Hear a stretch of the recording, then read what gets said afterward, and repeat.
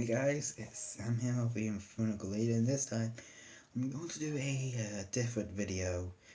Today I'm going to be talking to you what my Pokemon team for Sun and Moon is going to be. I know I said what my Sun and Moon team is going to be in a previous video in my top 10 favorite new Pokemon so far. But my team has changed since then. I want to show you guys what my new team is going to be. I'm going to talk about my teams for both Sun and Moon. I'm going to go through Moon first, since that will be my permanent save file, like my Y and Alpha Sapphire. By the way, I've completed my Alpha Sapphire Pokedex 100%. But yeah. So, according to that list, my start is going to be Incineroar. Incineroar. Okay, wait, first, I must address you. I was in Team Litten from day one, and it really depended on the starter final evolution. Me personally, I didn't mind if it was firefighting, unlike most people, because I quite like all the firefighting starters. Yes, even Emboar. But yeah. Hold on.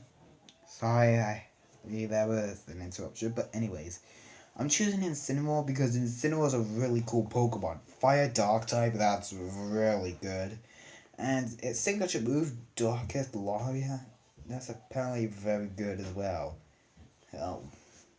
And it can learn very good other moves like Outrage, Flare Blitz, and even Grass Chop. Those three moves I'm going to be using in its move pool when it gets them. Oh yeah, bringing up big stuff. But anyways, so yeah, next up is Wishiwashi for my water type. Now I know what you're thinking. Inferno, how could you use a Wishiwashi on your team? Its base stat total is 175, the lowest base stat total of all of them, only behind Sunkern. Well, it's because Wishiwashi's got school form, and its base stat total is 620. That's really good because I could use it really powerfully. The only downside is that it will go back into solo form when it has 25% of its health left, and school form is slower than the regular form. But still, I want to use the school form. It sounds really good. The third team member is Serena. Yes, the grass type. I'll be honest with you, choosing my grass type for this playthrough was going to be really hard. I was stuck between using either Lurantis or Serena. Eventually I went with Serena. Base 120 physical attack, yeah, that's good compared to Lurantis' 105.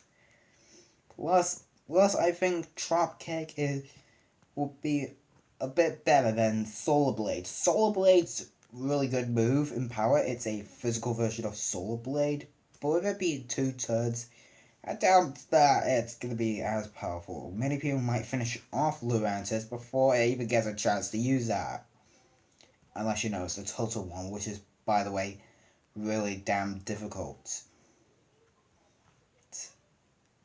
So yeah. Next up on the list is Mimikyu.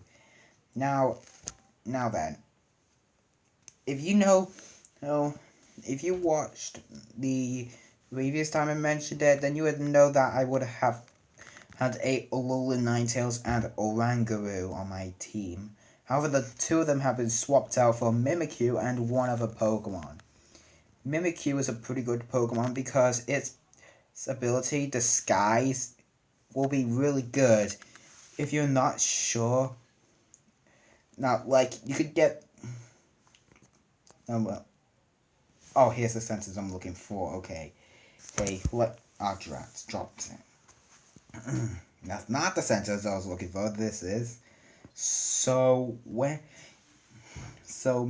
gets basically a free turn, and thanks to its disguise ability, able to take 0 damage only on the first turn, and then it gets to like wreak havoc. That's what's gonna make fighting the totem one so tough. And that's actually a real bummer because I have to fight off the totem one before I get one, because the only place you get Mimikyu is the same place where the trial is at, and you cannot catch it there unless you beat the trial. So I have to beat a Mimikyu to get a Mimikyu.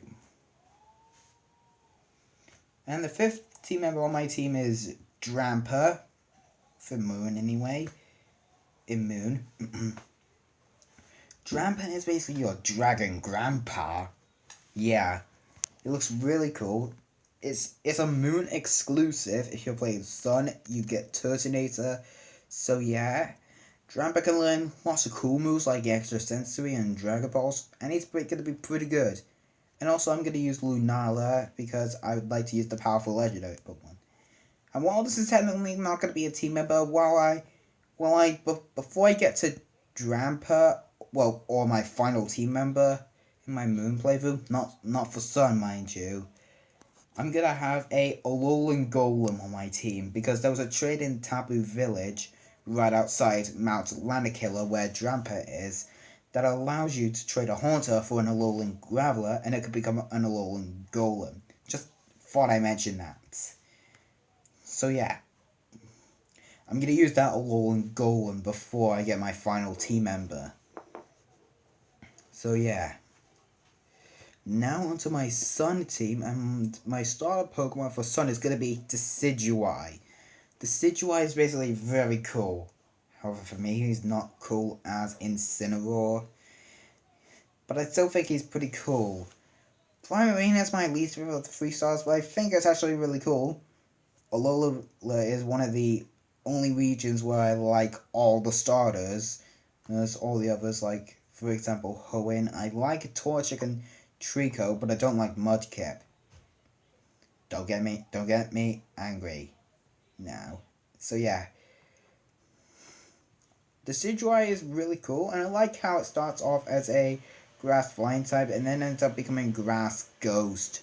That's very cool, and my next team member is going to be Lycanroc midday form, because it will be Sun I'll be playing through, and I was choosing between having a Lycanroc on my team, a Golisopod, or a Vikavolt. And eventually I went with the odd one out, Lycanroc. Hold on. Sorry for that. Where was I? Oh yeah, Lycanroc. So yeah, I think Lycanroc midday form is actually gonna be the better choice here, because midnight form may look the cooler of the two, at least in my opinion. But the midnight form actually has the lower base stat total of the two. It has lower speed, but it has greater defenses in the midday form. They both have the same power. Well, so yeah, I would definitely recommend Lycanroc in its midday form. That goddamn mom. Jesus. By the way, she's a bit annoying me with this. But anyways, so next up on the list is Salazzle. Yeah, Salazzle looks pretty cool, and with that signature ability, Corrosion, that's gonna be pretty cool. Although it's probably gonna be one of the tougher members to get, due to the process of getting it. That was the word. Okay, so it's like how you get Combee into Vespiquen. You have to hunt for a female Combee to make it evolve into Vespiquen, but it has a 12.5 chance of being female. That's Salandit Salandit's that. Yeah, and if you find a shiny male Salandit, it cannot evolve. And that's a sad, sad moment. But having a Salazzle will actually be very cool. So next up on the list is Alolan Ninetales. This was actually going to be in my Pokemon Moon playthrough, but then I found out it was in Sun, and that made me completely change my team differently. Not only did I have to change my Alolan Ninetales on my Moon team, but I also ended up deciding to have to pick out Oranguru for Mimikyu, which was completely sad, because I really wanted to use an Oranguru, but I really wanted to use a Mimikyu, and I really wanted to use a Drampa. And I really want to use the Legendary as well. Saying that word a lot. Jesus, it's killing my throat. Yeah, Alolan Ninetales, the reason I want to use it, it's so calm and cool looking. No pun intended. But yeah, I think it's going to be very good in battles. So yeah, evolving it and Alolan Sandshrew requires the Ice Stone. However, there's only one. And it's at Po Town, which is Team Skull's base. So yeah, the fifth member is Kommo-o-o. This was going to be in my Moon playthrough as well, but then Drampa had to be exclusive to Moon. Whatever. I would have thought of using Kommo-o-o for Sun anyway, because my Sun team is actually going to be pretty powerful. So yeah, Kommo-o-o is just really cool. The scales, it's actually with clanging scales, and it's just so cool. Fighting the totem is going to be a bit easy, thanks to the fact that all of our team members may be over-leveled by that point. Yeah, but I still can't deny that Kommo-o-o is going to be really cool. And finally, for my Sun, I'm going to be using Solgaleo. So yeah. So that's my team for Moon and Sun. Just thought I just post this before the games come out in Europe. So yeah, if you let me know what your team for Sun and Moon is going to be in the comments below.